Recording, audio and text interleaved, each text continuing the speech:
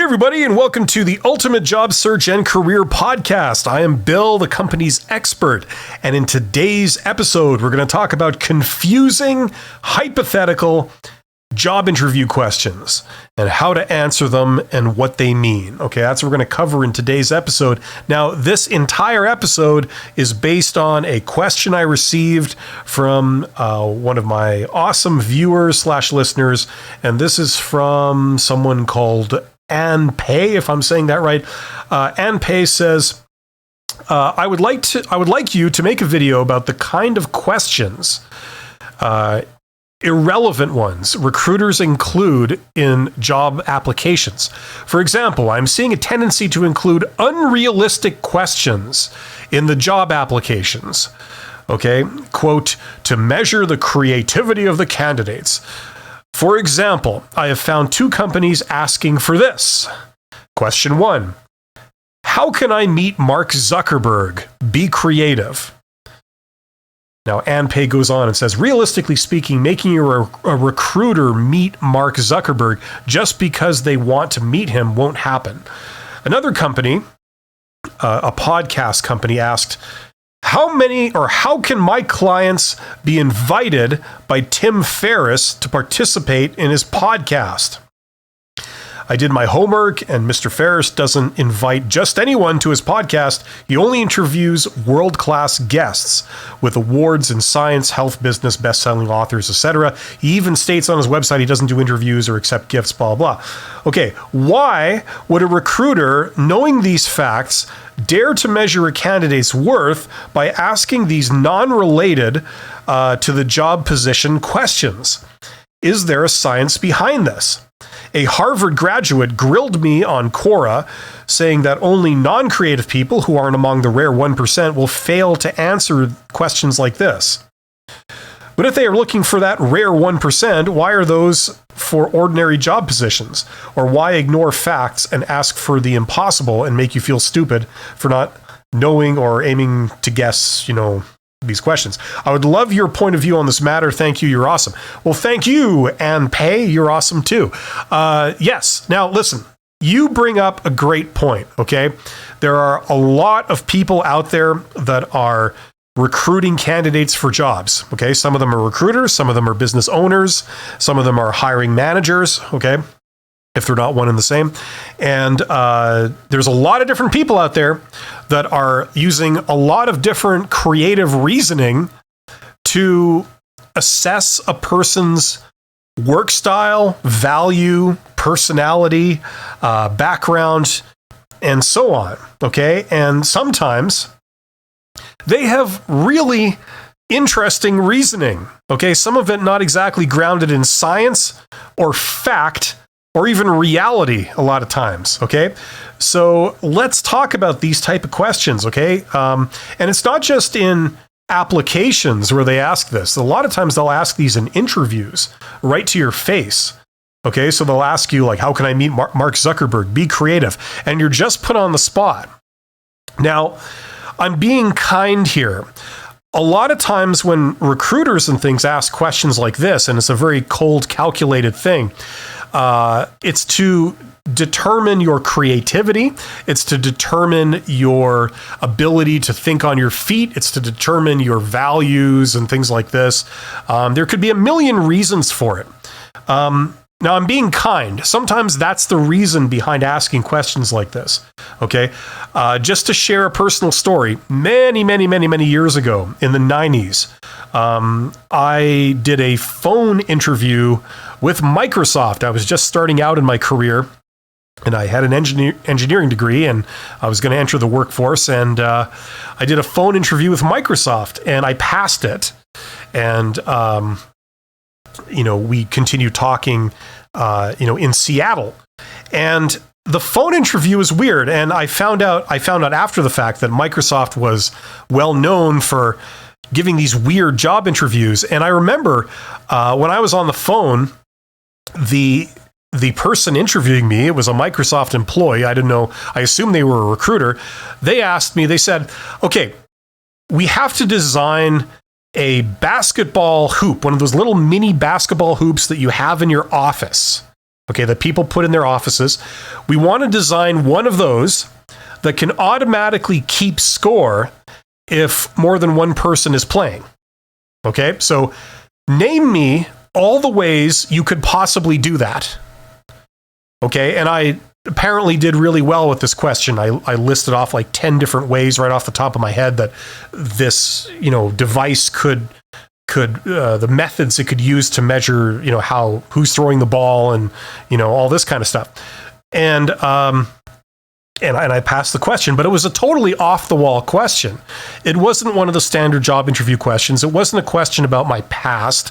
It wasn't, tell me about a time you did this or that.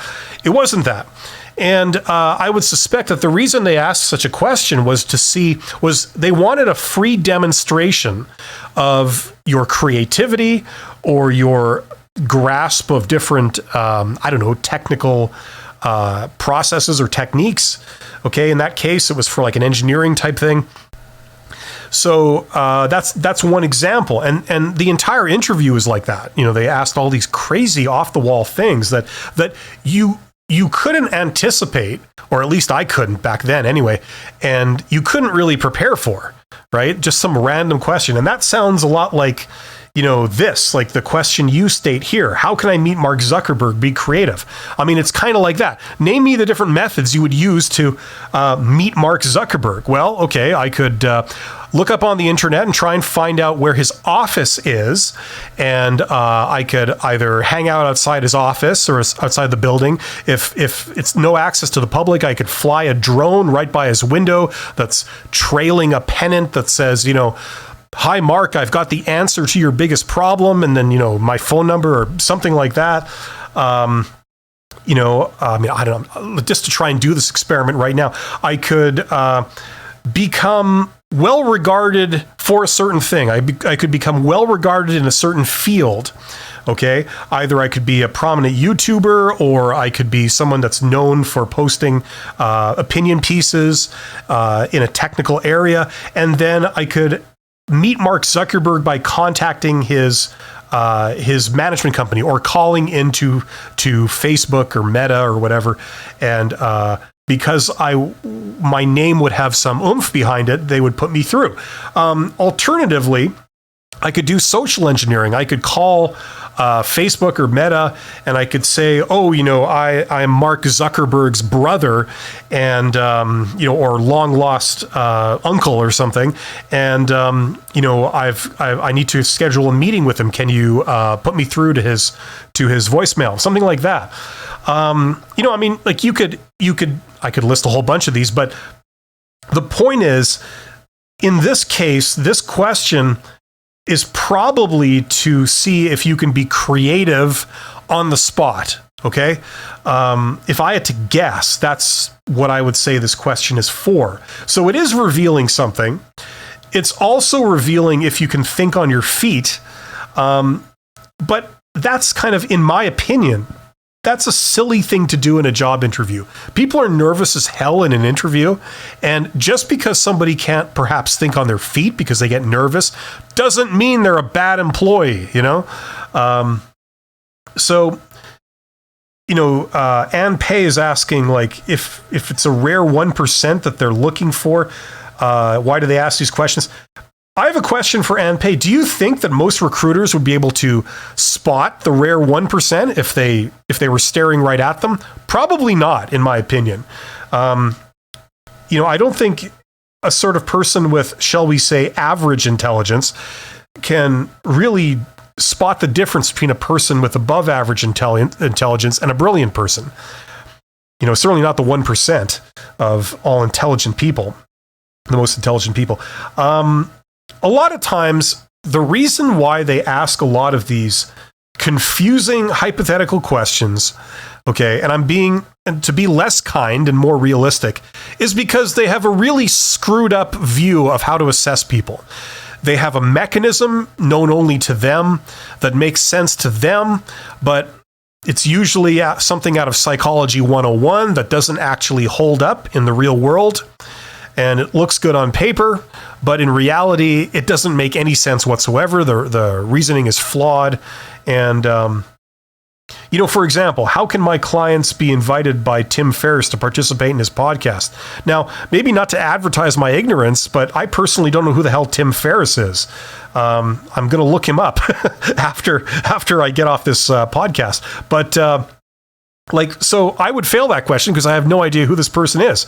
And even if they explain it to me, it kind of, I'm not unfamiliar with what you would do to meet the person, right? So obviously people that know Tim Ferriss would have, they'd have an edge on someone like me that doesn't know who this person is. These are the flaws in these questions. A lot of times, you just need to be clairvoyant to pass some of these. That's the reality. People think they're so clever by asking these like strange, unintuitive questions, and they think it reveals a certain thing, but it actually reveals something else. And the reality is that asking questions like this reveals to the candidate much more about the company than the candidate is revealing to the company. Okay, it tells you more about the company than it does about the candidate. Okay, you're getting a glimpse into the type of thinking that people at that organization engage in. Okay, and if they're asking you some questions that you think are ridiculous, crazy, annoying, insulting, then that's a little bit of a taste of what you're probably going to end up working with if you were to land that job. Okay, that's the reality of it. This is what a lot of hiring managers and recruiters seem to be oblivious to. Okay, they think they're so clever and creative for coming up with these off-the-wall questions that supposedly reveal all kinds of hidden things that the candidate doesn't realize they're disclosing. In reality, a lot of it is completely flawed. It doesn't work. And this is evidenced by the turnover, like the employee turnover, that's probably very high in that organization. Okay, so that's what I'll say about these questions. The other possible reason they could have to ask questions like this is that they're trying to do a little bit of a mini stress test where they're trying to put you on the spot and they're trying to make you nervous and make you uncomfortable, put on the pressure and see how you behave. And it's simply a test of your ability to endure that. Now, if that's going to be a staple of the job that they're hiring for, then, you can maybe justify it. But for most jobs that, aren't going to be put under that kind of pressure as a regular part of their duties, it might be completely inappropriate to do this. Okay.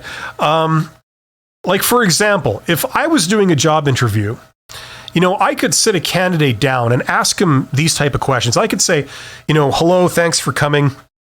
Take a seat. We just would like to ask you a few questions. Now, when you look at me, what do you see? That's my question, and then see what they say. And they say, no. When you look at me, tell me, what do you see? It's these type of questions that are so general and so confusing as to what information you're looking for in your answer. And it's also very ambiguous as to what trait or what skill they might be trying to probe and get a free sample of when you do this. Anybody can ask these type of questions and anybody can feel clever and superior for asking it. But, a lot of good organizations, they don't ask questions like this. Okay. And they certainly don't do this to people that are beyond the sort of entry-level, worker-level type roles. So that's what I'm going to say to this. But this is a very good point that Ann Pei has brought up, and I'm glad we addressed it because this is something I haven't talked about before. Let me know what you think of this in the comments. I'm interested to hear what your reaction is, if you agree with this or you don't agree with this. I know there's a lot of recruiters out there that are going to give me an argument on this, and I really don't care because maybe they have, a reasoning for asking questions, but put it this way, do a scientific test. If you have a reasoning for asking that question, go to another recruiter and ask them that question and then do a blind test and see if they can decipher what it is that you're trying to ascertain with your question, and see if they get it right. Anyway, thank you very much for listening. You guys are awesome. I hope to see you on my next episode of the Ultimate Job Search and Career Podcast. Until then, take care.